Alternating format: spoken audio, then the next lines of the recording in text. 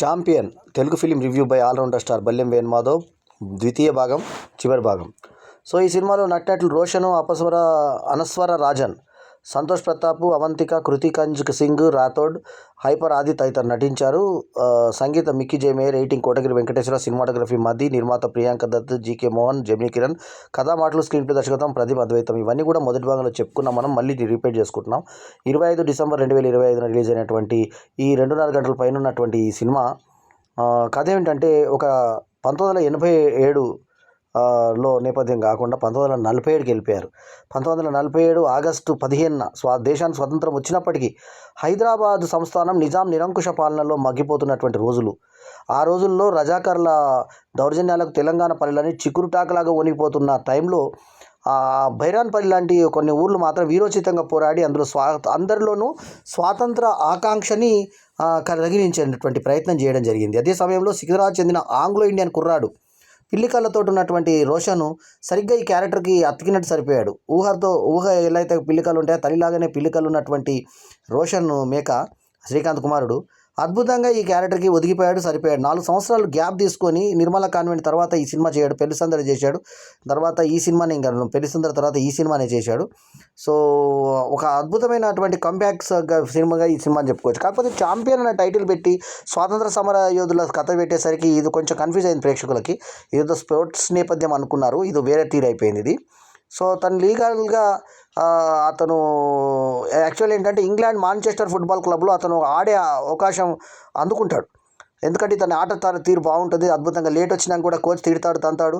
అంత అయిపోయినాక లాస్ట్కు ఇతను ఆడతాడు. ఇతను ఆడుతున్న తీరు చూసి మెచ్చుకొని ఆహ్వానం ఇస్తే ఆ ఆహ్వానం లీగల్ వెళ్ళడానికి అతని తండ్రి నేపథ్యము, అతని తండ్రి అంతకుముందు చేసినటువంటి పనుల వల్ల ఇతను లీగల్గా వెళ్ళలేకపోతాడు. దారులు మూసుకుపోతాయి. ఎలాగైనా 20 రోజుల్లో ఇంగ్లాండ్కి వెళ్ళాలి, ఎలా అని అక్రమ మార్గం ఎంచుకుంటాడు. దానికోసం అతను విదేశాల నుంచి వచ్చినటువంటి కొన్ని ఆయుధాలని అక్రమంగా హైదరాబాద్ నుంచి బీదర్కు చేర్చాల్సినటువంటి పని పూర్తి చేయాలనుకుంటాడు. ఇంగ్లాండ్కి వెళ్ళాలని కూడా మైకేల్ దారి తప్పి అతను ఇంకొక ఊరు బైరాన్పల్లికి వెళ్ళిపోతాడు. ఆ బైరాన్పల్లి గ్రామస్తుల పోరాటాన్ని అణగదొక్కి వాళ్ళని అంతం చేసేందుకు కాజీం రజీ రంగంలోకి దింపినటువంటి బాబు దేశ్ముఖ్, సంతోష్ ప్రతాప్తో మైకేల్కు ఉన్నటువంటి విరోధం ఏంటంటే అతనికి ఒకసారి దాటుకొని అతను వస్తూ ముఖం మీద కాల్చేస్తాడు. సో అతను ఆ పగ తీర్చుకుంటాడు. తర్వాత ఇందులో రాజిరెడ్డి ఊరికి పెద్ద నందమూరి కళ్యాణ్ చక్రవర్తి చాలా ఏళ్ళ తర్వాత కంబ్యాక్ ఫిలింగా ఈ సినిమా కనబడుతుంది. అతని భార్య అర్చన వీళ్ళు ఉంటారు. తాళ్ళపూడి చంద్రకళ నరేష్ కూతురు అనస్వర రాజన్ మలయాళ హీరోయిన్ ఈ సినిమాలో ముఖ్యమైన హీరోయిన్ పాత్ర పోషించింది.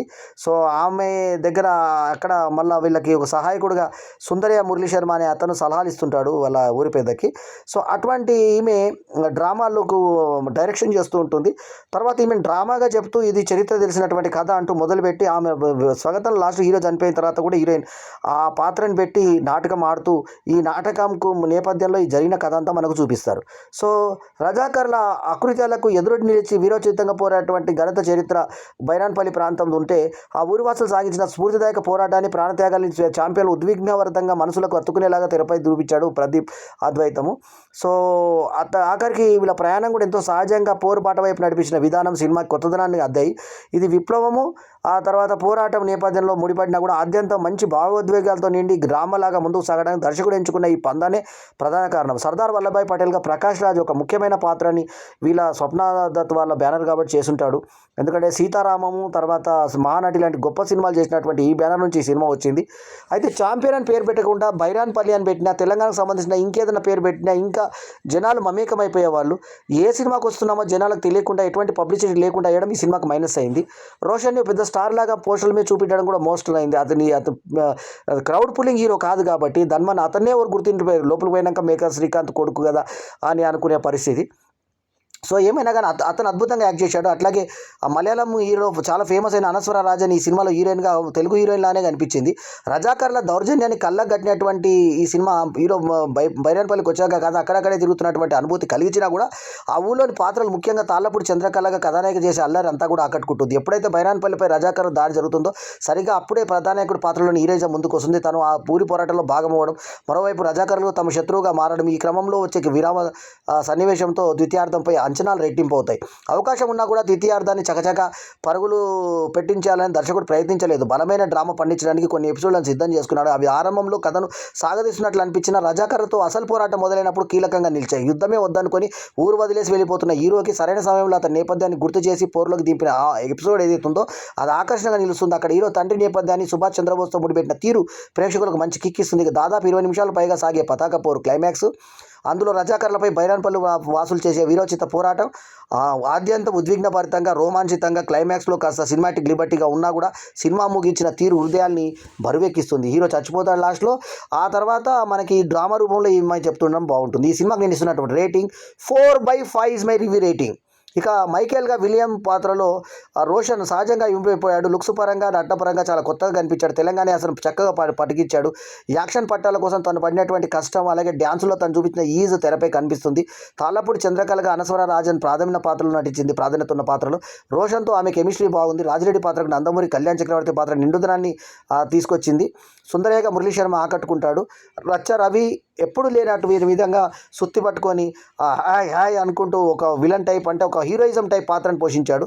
అతను వేషభాషలు అన్నీ కూడా ఈ సినిమాకు చాలా ప్లస్ పాయింట్గా నిలబడ్డాయి. అట్లాగే మురళీధర్ గౌడ్ కానీ, బలగం సంజయ్ కానీ, అర్చన కానీ తెరపై కనిపించినటువంటి తీరు మనకు గుర్తుండిపోయేలా ఉంటుంది. ఒక్క సినిమాలో ఇన్ని పాత్రలు ఇమిడిపోయేలా ఉండడం మామూలు విషయం కాదు. తెలిసిన కథను దర్శకుడు ప్రదీప్ అద్భుతమైనటువంటి డ్రామాతో హృదయానికి హత్తుకునే విధంగా చూపించగలిగాడు. టెక్నికల్గా ఇది చాలా బలమైన సినిమా. మిక్కీ జై మేయర్ సంగీతం, నేపథ్య సంగీతం, తోటతర్ని, ఆర్ట్ వర్క్, మది విజువల్స్ ప్రతిదీ దర్శకుడు ఊహకు అద్భుతంగా ప్రాణం పోసాయి.